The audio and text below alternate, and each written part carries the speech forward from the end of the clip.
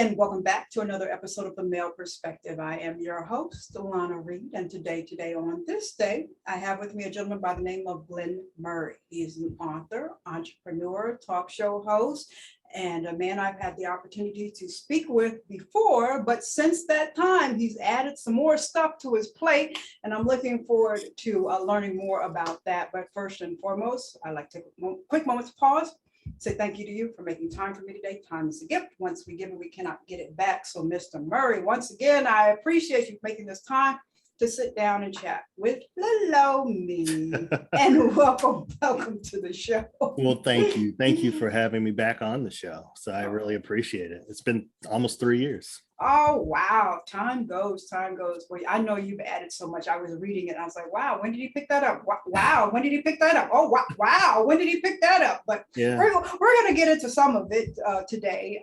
I'm not going to be able to cover it all because it's just so much. But one of the things I do want to make sure I start off with is you've recently released a book or co-authored a book with a few other gentlemen called Lessons for the Little Boy, right? Yes. Correct?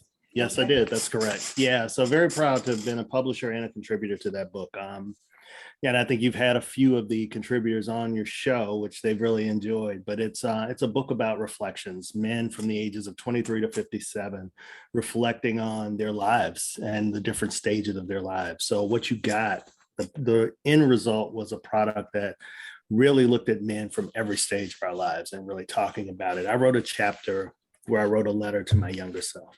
So imagine a 16-year-old Glenn and me talking to him now at the age that I am now and just going through those life lessons and the things that I'll know, the things that he'll learn, the things that he'll experience and how he'll handle it and how he's going to get through it. And there are moments where it seems like he won't, but he definitely will. So it's almost a letter encouraging myself and hoping that some young man will read this and understand that life is full of hills and valleys, but it's not the bumps you hit, it's the bumps you survive. It's the bumps you kind of are able to roll over and steady yourself and keep going. So I'm curious, because it seems to be a very emotionally transparent piece of work, and men don't really like to do a lot of that. So how did you get all the guys to come together and say, yeah, we'll participate? Well, writing is good therapy. And it was actually brought together by a woman, Jamie Gill, kind of the curator of it. She writes a series called the Lessons series. So she wrote a book called Lessons for the Little Girl. And actually she has a part 2 that just got released as well. So Lessons for the Little Boy is kind of the middle piece of that, which actually lets the men reflect on life.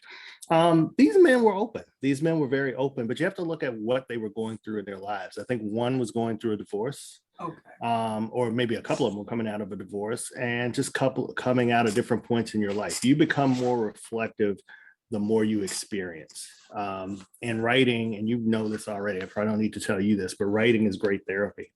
Writing has helped me get through some really tough times in my life, and I think the men felt like this was therapy for them. And I think that's why they were so open and honest and just transparent about life and thoughts and love and reflections on family and what's important to you. And you get to a certain age and you understand, looking back, you understand what you've come through, and kind of the magnitude of that is overwhelming sometimes. Yes, indeed. And, I think it's nice that you guys put it to paper, because a lot of times when we're going through trials and tribulations, we kind of like think we're the only ones, but somebody can pick up the book and say, oh, it's not just me. There's some other guys out here who went through this stuff. So, I can take a deep breath and I'm going to get through it because these guys clearly got through it. So, I can take some moment of inspiration for that. So we need more guys, or more people really, to kind of tell their testimony, because it helps other people in great ways. I want to read something, Mr. Murray, from the press release, and then I'm going to ask you some questions from something that you wrote here. Okay. So I ain't got my readers on, so hold on. Take your time. It says here, Lessons for the Little Boy is timely because it gives you a snapshot of where people are in their lives. I wrote a little to my younger self, and as I get up in age, it is me looking back and reflecting on what are the things I could have done better, or what are the things I would tell myself if I could go back and do it all over again, and how I would handle people, how I would handle interactions or life in general. So that's what you said. That is what I said. You remember saying that? I meant it. Okay. All right. I'm glad you meant it, and I'm glad you said it. Look at you smiling. So I've got 3 areas of life that I want to ask you, knowing what you know now, what would you tell your younger self? Okay. Okay. So the first thing is, because as I mentioned, you're this man of many hats. So what would you tell your younger self when it comes to being an entrepreneur? What advice would you go back and tell? I would say I should have started earlier. Yeah. I mean, I started fairly early trying to do it, but I didn't really throw myself into it. So I would have really been open to all the things that people said I couldn't do. I had to develop a little bit more stubbornness to start some of the things I couldn't do. Somebody told me I should have started a publishing company many years ago, that paperback books were going away and that ebooks are what people were going to be reading in 5 years. And it's 12 years from now, and paperback are outselling ebooks still to this day. Had I listened to that person, I wouldn't have helped 60 plus authors tell their story.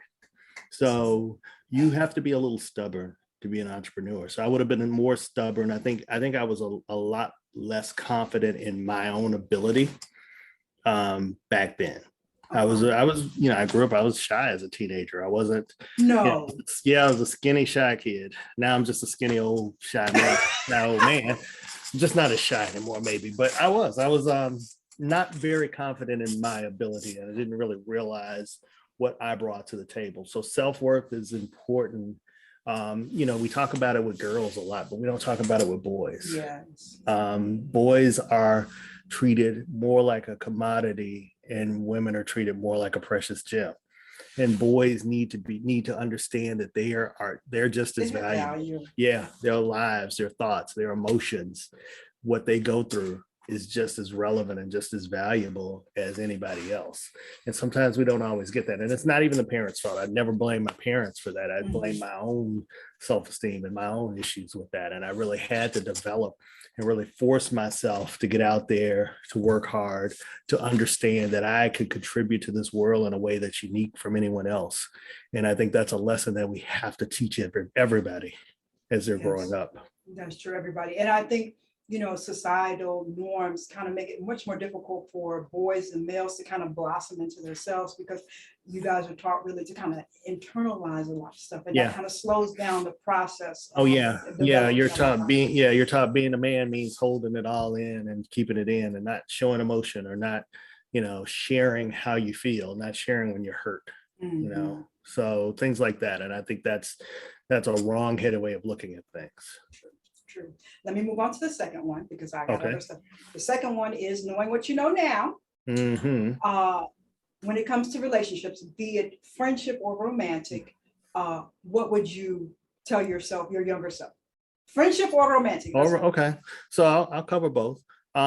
Friendships, you'll learn the value of friendships. And I wrote about this in the book, because I talked about friendships, because I had quite a few friends that passed away like at early ages. And there was a string where I lost like 4 friends in like a 3 or 4 year period. So we're talking 36 months. And one friend died from early type 2 diabetes. He didn't know he had it, and he collapsed and died in his hotel room.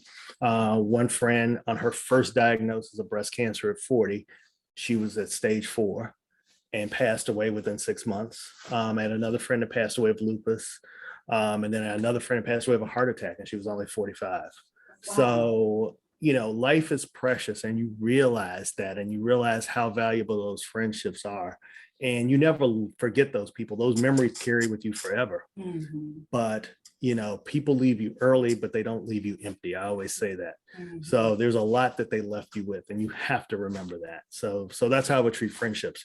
Relationships, I would be more careful about who I entered a relationship with and how I left them, because as you get older and as you date, you learn that people carry with them, sometimes on purpose and sometimes inadvertently, they carry with them whatever that treatment was in that last relationship, or that worst relationship sometimes, and you bear the brunt of it.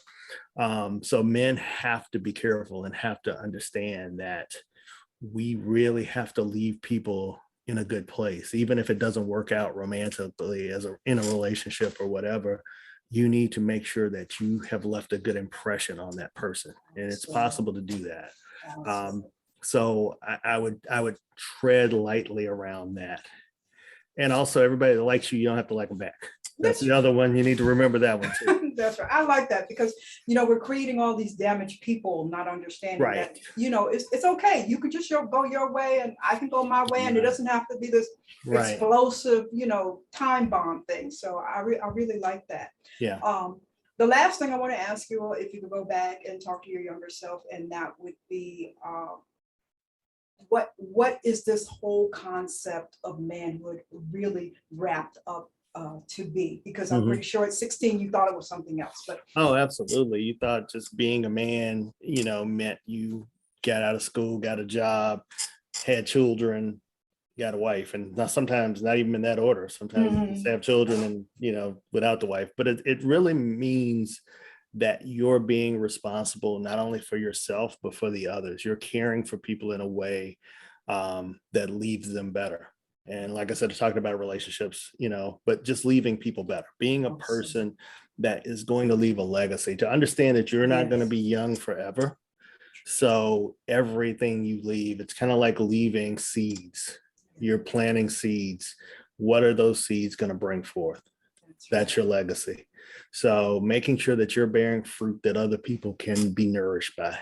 I think that would be the biggest thing. Awesome. I love it. I love it. Now, as you mentioned, I've had the privilege of interviewing some of the other gentlemen in Leicester. And on one of those conversations, Mr. Murray, let me protect his name, but he happened to mention that back in your younger day. Oh, I know who this is. Way back in your younger day? I already know who this is. He happened to mention that you, the two of you, were in a music group or a rap group. Did I hear that correctly? Yes, that is true. That is true. Mr. Murray got bars? Yes, Mr. Murray had bars. I don't know if I still got them, but yes, he had them. I might need to take me a minute to write them down now, but yeah. Back in the day, yes, we did. We are like huge hip hop fans. I'm like, seriously. I think I was playing a hip hop trivia game with somebody much younger than me. He's probably 20 years younger than me. He couldn't believe all I knew. It's like, I can't believe it. You're so old. How do you know about hip hop? I was like, hip hop is as old as I am, young man. I know what I'm talking about. Because when he said it, I was like, Mr. Murray? I know. People look at me and like, you were what? A rap group? Yes, we actually recorded. We financed our own cassette. Then I'm dating myself. We financed our own cassette. Not even a CD, a cassette. CDs were just coming out. We were like, oh, CDs. I remember I paid like $200 for a CD player, if you can believe it, back then. Wow. They were expensive. So yeah, we didn't have enough money to make CDs. So we were still making cassettes. We actually went to some stores. They consigned it. We got played on the radio in Memphis. Oh. They had a segment called Slam It or Jam It. And they played our song on there, and they jammed it. Everybody voted on it and everything. So yeah, that was a long time ago. But yes, I mean, I still love hip hop. Entrepreneur spirit at such a young age, huh? I know. Like I always said, had social media been around, we would have been huge because I would have worked it. I would have worked social media so hard. Okay. But there was no Facebook, and there was no Twitter, and there was no Instagram back then. It was like literally word of mouth, trying to get people to play your CD. We gave it to the dude with the loudest speakers in the neighborhood and had him bump it. We gave him a free CD. Oh wow! So we're gonna get Mr. Murray and to come out of retirement. Yes, to come out of retirement, right? It has to be some Christian rap or something like that. Yeah, we'll have to get you. He can't use the lyrics he used back then. Let me just tell you now. We can get you guys to come out of retirement and do some Christian rap or something like that. So the last time I was with you, one of the things that we discussed was your wine crawls. Yes. And that's one of the arms of your business. And but since that time we talked, this nasty thing called COVID-19 has come along and just kind of upended everybody. So what challenges did you make? What adjustments did you have to make to the whole concept? Oh gosh, we had to make a lot of adjustments. I mean, we absolutely shut down for a couple of years on doing them completely. So we did some online wine tasting events and had some people on. So that worked well. But it's like, you get zoomed out. If you're working and on Zoom calls 8 hours a day, the last thing you want to do on the weekend is be on a Zoom call. So I didn't want to do that. So we tried to keep it alive just through social media and what we were doing there, through just educating people on wines and what was going on in the world with wines. But now we're able to come back stronger than ever, I think. We're revamping our website. Okay. We've added some additional cities. So we've added some additional franchisees as well. Okay. So late 2022, so the rest of this year and into next year, we're already planning crawls around the country. So okay. Very excited about that. Have a great team. And just the energy is different now. We're looking at it like, okay, this is something people love to do.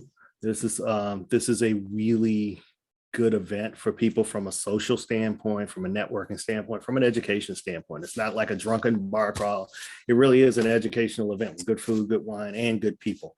So that's what we try to bring together. But not only that, the benefit of it, as I always say, if you look at my whole company, 220 Communications, and all of my companies and all of my affiliate companies, dedicated to the uplift of people. So we are always dedicated with shining a light on people. That's what we do in 220 Publishing. In Wine Crawl, we're able to introduce people to minority and women-owned businesses, that women-owned winemakers, minority-owned winemakers, minority-owned venues that sell wine, minority-owned spirits, small batch vendors, not just minority, but just small batch vendors, just small businesses that wouldn't get out there for people to see. So we educate them about that people are making good product, that they're not always on TV. They don't always have the marketing dollars to get them into restaurants. And that's a very political thing. Understanding distribution is huge. Getting a distributor to put your bottle on a menu is a huge deal. And a lot of times you have to pay a lot of money to get that done. So there's a lot of work involved with getting to the shelves of a store or to the shelves of a restaurant or anything like that. So we try to help them to get to people that will buy their product, that will go online and order their product. So that's a big deal for us. So definitely uplifting people in what we do. We started a spinoff show called Books and Bottles. I was playing about the Books and Bottles part, but we literally started a show with the production company that I co-own with Keisha Rose called Books and Bottles. It's the same company we co-produced the Live from the Cave show as well. Okay. So Books and Bottles has been great at highlighting new authors and highlighting new winemakers. So we pair books with wine. We have a great host, Benita Johnson. We usually air that on Sundays, 6 p.m. on Indie Network. So that's been great. We're on hiatus now, but we're going to start season 3 coming in September. So it's been great. And we've had some major authors on. Sadiqa Johnson with the book Yellow Girl, which made Oprah's favorites among books. She was on. We've had Mary B. Morrison on, best-selling author. We had Cinda Williams on, who's one of my authors. So we've had some great authors on. Daphne Maxwell Reid was on right before the Fresh Prince reunion. Yeah. She was on talking about her book. So yeah, so it's been great. So we've really been able to shed a light. So still, it's all about uplift, everything we do. Awesome, doing amazing things. Now I want to backtrack because, and I think we mentioned this the last time, but I think more people need to be aware of this. Your wine crawls are actually a franchise opportunity, right? They are. We have franchised in 4 cities right now. Okay. And now we've added event managers in another 5 cities. So we wanted to expand even when people couldn't afford to franchise. We want to give people a taste of wine crawl in a number of different cities. So we're doing that. But yeah, there's a franchise opportunity. So if people are interested, they can reach out to me and we can send them the information on franchising. Also, we love to do private crawls. I think that's going to be a big part of our business going into next year, where people who want to celebrate birthdays, corporate events, sororities, they've been a great customer of ours as well, who just want to do group events, and we help curate that experience for them. And we like calling it an experience. It's not even an event, it's an experience, because we want people to feel like they can't get this anywhere else. It's a tour of your city without never having to leave town. And if you want to leave town, you can come join us in Vegas, you can come join us in Napa, you can come join us in New York City, because we're going to do special tours there too. Awesome. So if somebody's listening and they're in London and they say, Glenn, I want you to, can we make that happen? We can make it happen. If the money's right, we can make it happen. You know, they may have to buy me a ticket to London, but yes, we will make anything happen we need to. As long as you're in a non-communist country, we will figure out how to get to you. Awesome. So let me start talking about this thing you've got going on called Live from the Cave. Oh my goodness. Have you seen it? Have you watched the show, Miss Reid? You Yes. have. Uh-oh. I don't know if I like the smirk, your head turned to the side. Yes, And you yes, yes, smirk. yes, Uh-oh. no, yes, I watched it. As a matter of fact, the first time I watched it, I had interviewed. Robert? No. Oh. Let me make sure I get this right. Not Robert, but Lover of Life. Yeah, that's Robert. Robert has it. No. I just want to call him by that. Oh, So, the lover. Oh, you Lover of Life, right? So yes. he suggested I watch an episode. So I sat down and watched an episode, and I said, okay. I love the energy. I love you know me. I've been doing a male perspective for years, so that's my thing. But what I want to ask you, yes, is because I have been doing the male perspective for so many years, and I get pushed back myself from having only male guests. Mm-hmm. I'm wondering, you guys being a male cast talking about male issues, are there people just kind of, because you know we live in a world now where there's cancel culture, you got to be politically correct or whatever. So is there pushback? Oh, is there pushback? I've been threatened to be canceled by a few people. So yes. Oh my goodness. After shows, I get inboxes from women saying, well, you know, this isn't fair. You need to have a woman on there so she can tell you her opinion. You need to make it equal. And I'm like, you have like 75 shows that feature women that give all kinds of opinions. And no, you can't. We have and you know, Keisha Rose is one of the executive producers. So I'm like, we have a woman producer, and she's more adamant than we are about no women. She's like the no women rule for real. Never.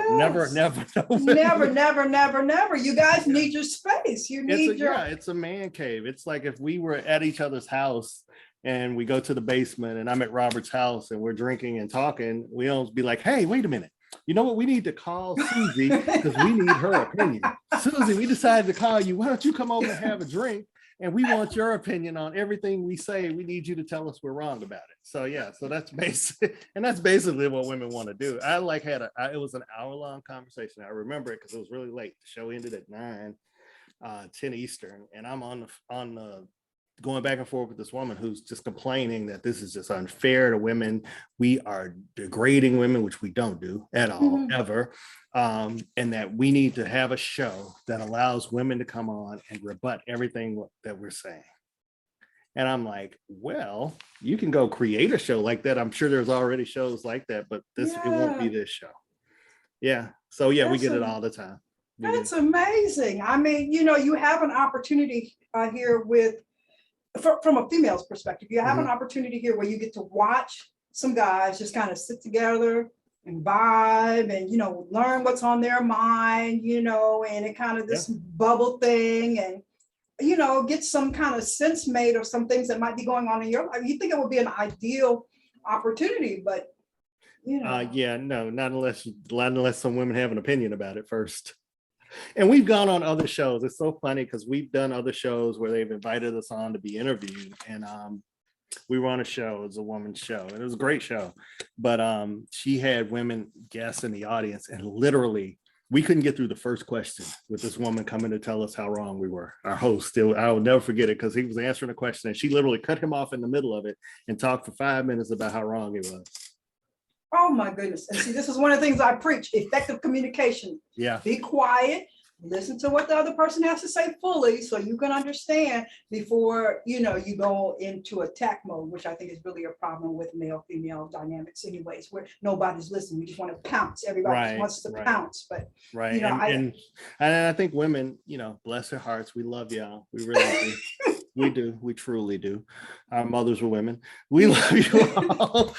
But it's like when we say something about a woman, we are not talking about every woman that we've ever met and every woman in the universe. And women have a need to respond to that. I mean, the not every woman response in the chat is hilarious. It's like we are not talking about.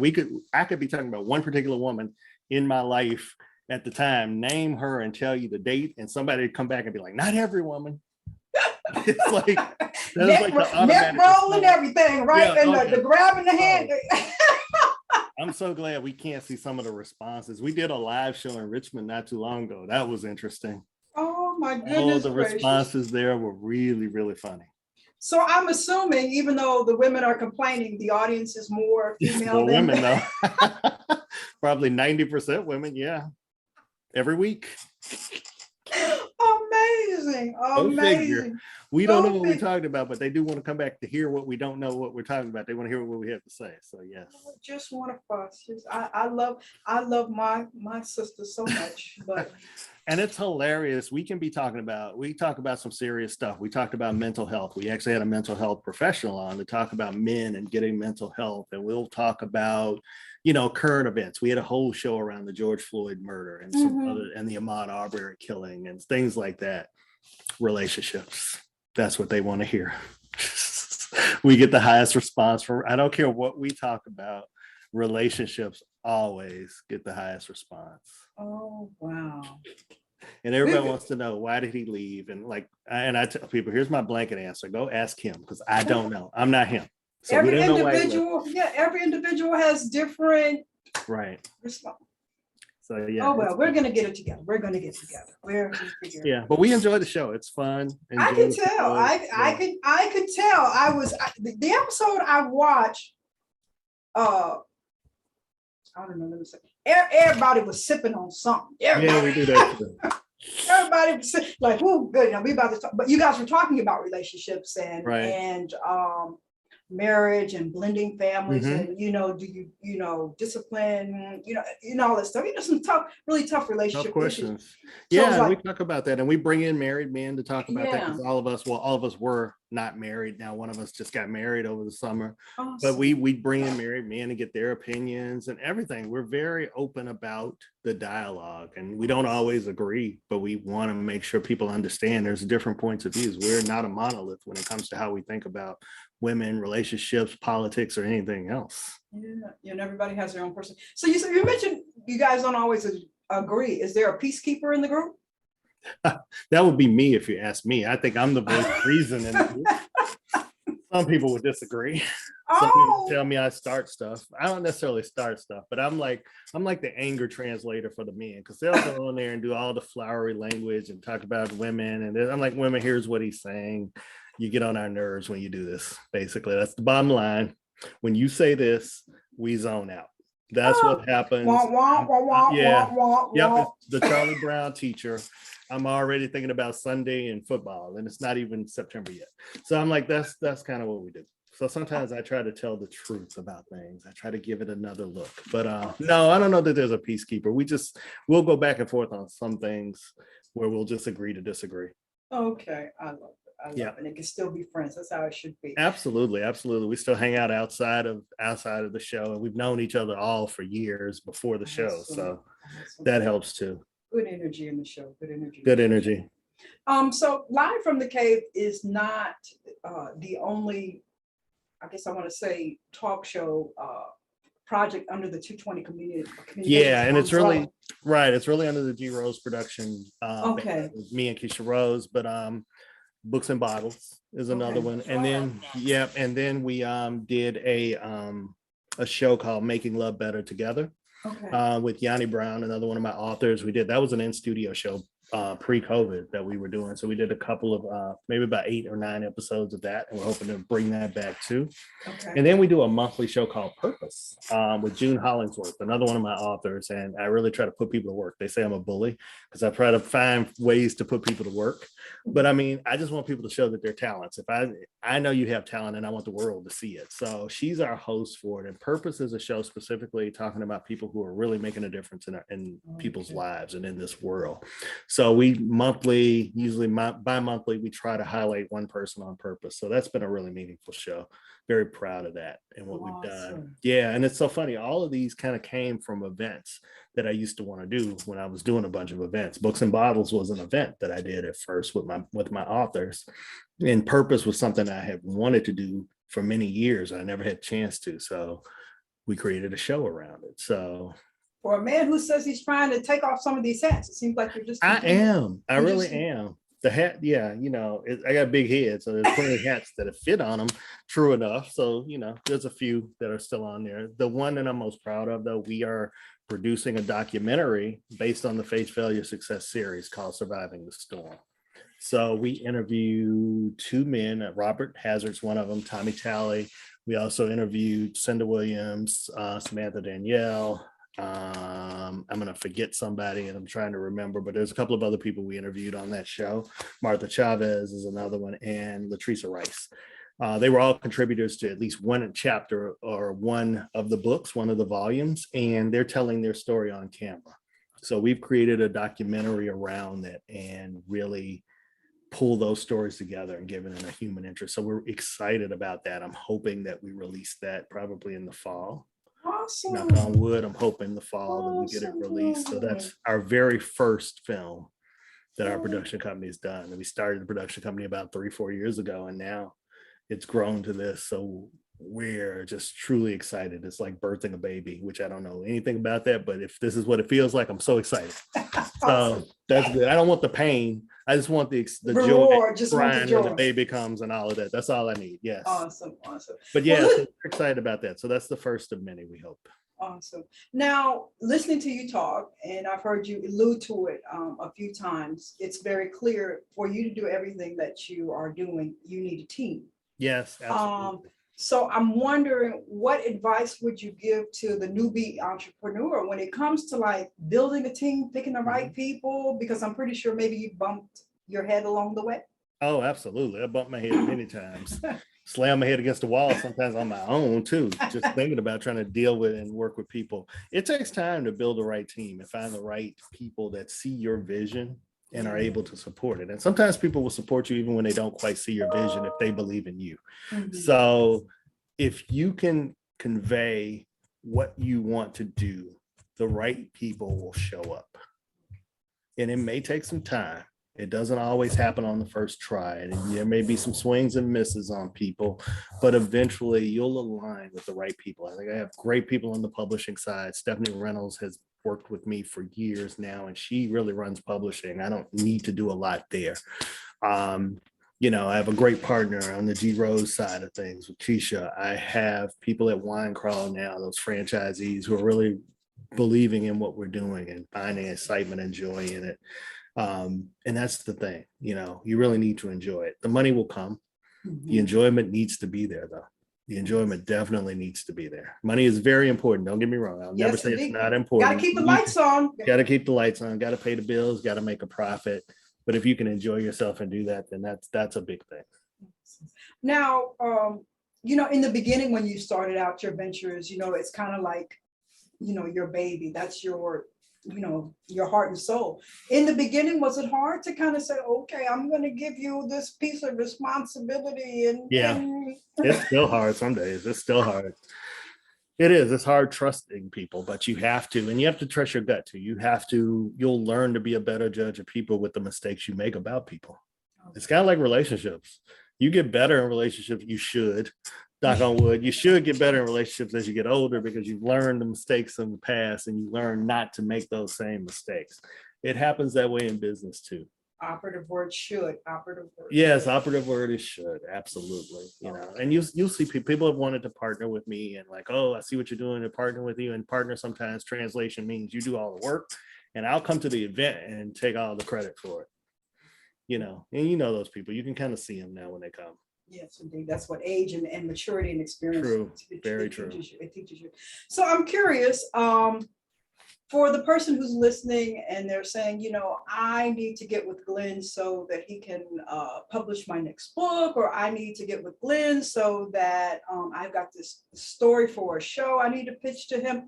Is there a particular kind of content or whatever that 220 Communications looks for, or anything in particular? For the book, if you're writing a book, we're open. We have a private label program where we allow you to basically finance the creation of the book, but then we help you along the way with distribution and everything else. And really it becomes your product, but we've helped you get it to market, a quality product to market. We don't necessarily have any drawbacks on that. If we're publishing it ourselves, we're looking for somebody that can tell a story, somebody that can really put out a meaningful book, somebody that understands their audience. And someone that doesn't just look at us as their service organization. This is a partnership. You got to get out there and grind and sell your book just as much as we do. So you need to understand that it takes work to do this. People, will come to me after 2 months. Well, why didn't my book sell? I don't know. Why didn't your book sell? You tell me.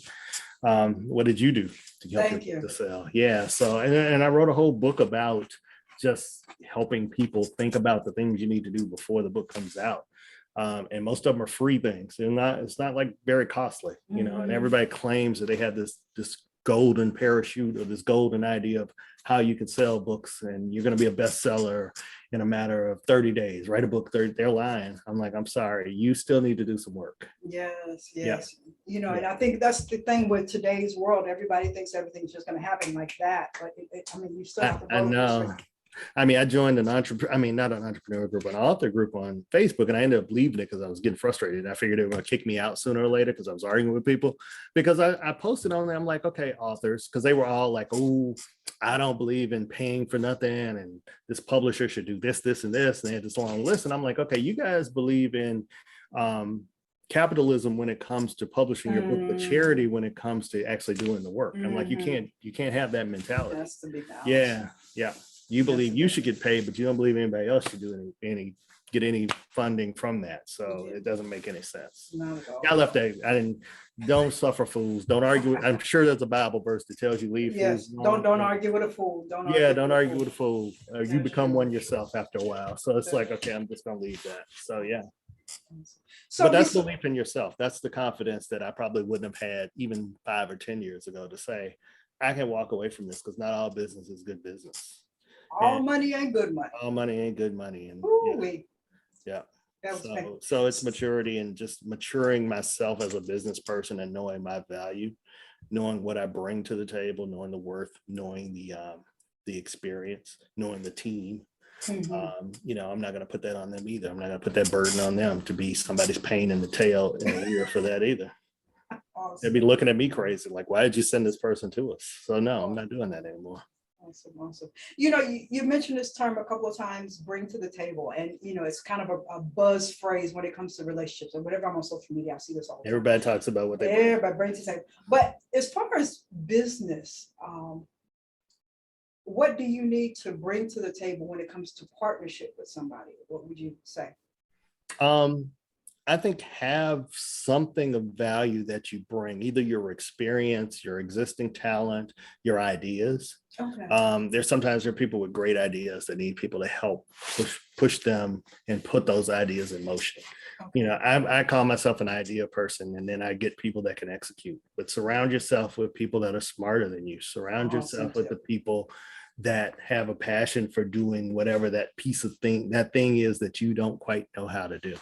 I think they used an example. I was just listening to an audiobook, and they used an example of I can't remember. I think it was Henry Ford, and I guess they took him to court, and the lawyer was trying to talk about how illiterate he was because he didn't finish school, and he talked about him and literally just kind of tried to destroy his character. And his response was, I may not be the smartest, but guess what? I have 8 men that are smarter than me that know everything about my business, and when I need to find an answer, I call one of them in and they get it done. Yeah. So you are the sum of the people you're around. So if you hang around some dumb people, you're going to be a dumb person. If you hang around lazy people, you're going to be a lazy person too, because that's contagious. If I hang around people that are pushing and trying to drive to something, to a goal, then I'm going to be driving and pushing it just like them, because I'm not going to want to be the one left behind. Awesome. A message that you need to learn at a very young age in life, because that will carry you far, truly. So, Mr. Murray, besides the mixtape that we should be hoping for soon, the mixtape, what other things did I miss that we not get to cover today? Let's see. You know, we're in the gym, we're in the lab working on the mixtape. Yeah, in the studio right now. Ready to release that to our fans, because that's what we're waiting on, the rebirth. No, I'm just playing. I think you know, we're going to be on tour with Wine Crawl. We've got some book signings coming up. September 10th, we'll be in Charlotte, North Carolina. Robert and I will be in Charlotte, North Carolina, signing Lessons for the Little Boy. Okay. So yes, we'll be signing that. So we're excited about that. I think we'll have a signing coming up in Stone Mountain, Georgia, at the library. It's a book and wine bar, which they carry our book right now. So we're really happy about that. Okay. We may even go to the East Coast in Connecticut. There's a store called It's the Room that carries our books as well. So we're really, you know, we're happy that they decided to do that. We had a strategy where we kind of went after mom and pops and small businesses, small mom and pop bookstores to make sure that they know about us and try to do some marketing with them and really partner with them. So that's what we're going to be doing. As if I remember correctly, the last time I talked with you, the book that you had out, you said something like bookstores are not your friend. So yes, and they still aren't. Oh, okay. So that's why you're segueing to the mom and pop and yeah, that's why we did more targeting for bookstores and some of the people I met through just connections and everything, and they agreed to carry the book.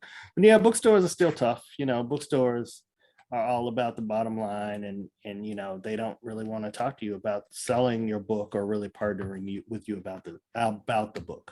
Okay. Because we offered this to a bunch of bookstores and they just ignored us. So yeah. All right, that's okay. You guys will have a last laugh. So absolutely. All righty. So as usual, you've been here before. It's time for my random question. Random questions. All right. Are you sure these are random? I feel like you know all the questions. Well, I mean, they get repeated after all the guests that I've had, but here, Okay. Let's hopefully I don't get the same one I got last time. Let's see what we got here.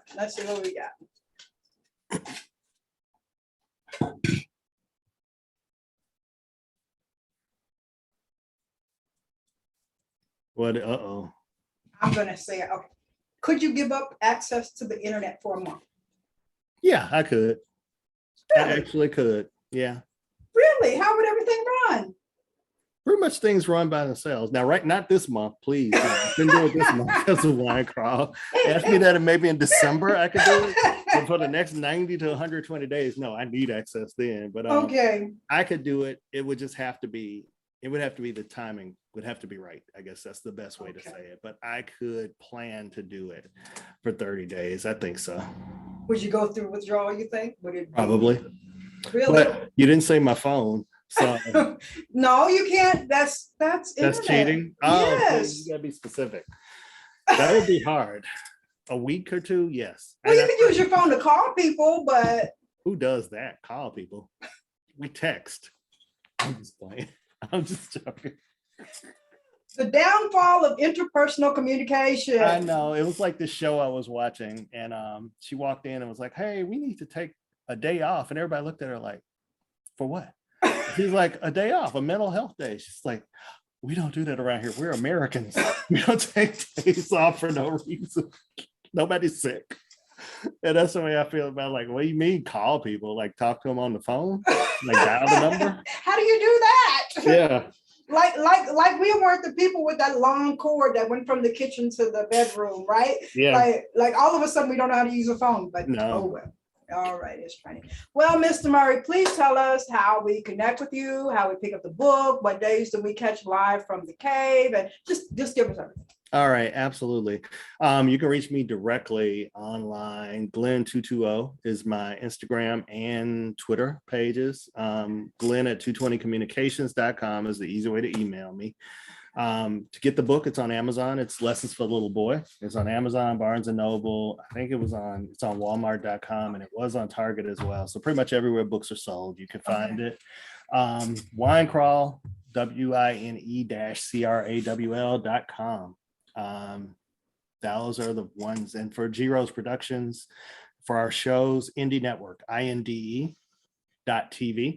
Okay. You can see all our shows on there: Books and Bottles, Live from the Cave, Making Love Better Together.